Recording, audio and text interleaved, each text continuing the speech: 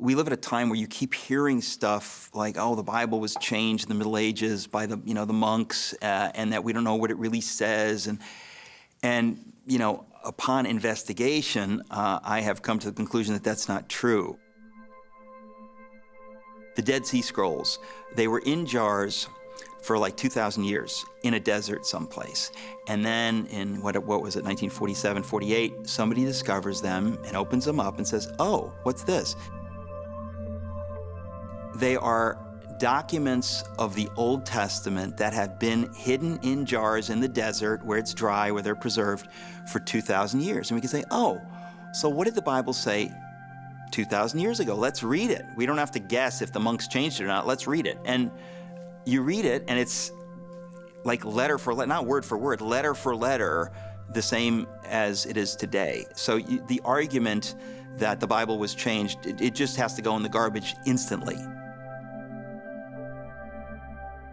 We have thousands and thousands of New Testament manuscripts that exist that we can read and compare to other New Testament manuscripts. We don't have that for Socrates. We don't have that for Aristotle.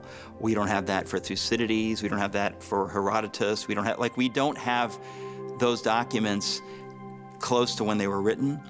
Like, the closest documents we have to those documents are literally 1,000 years later. There have been, just in the last 50 years, tremendous archaeological discoveries, and this is another one of these things. Like 100 years ago, people could make arguments, but now we have archaeological evidence that keeps coming up over and over and over. I read about it in the New York Times. You open it up and they say, oh, they found a stele talking about the House of David.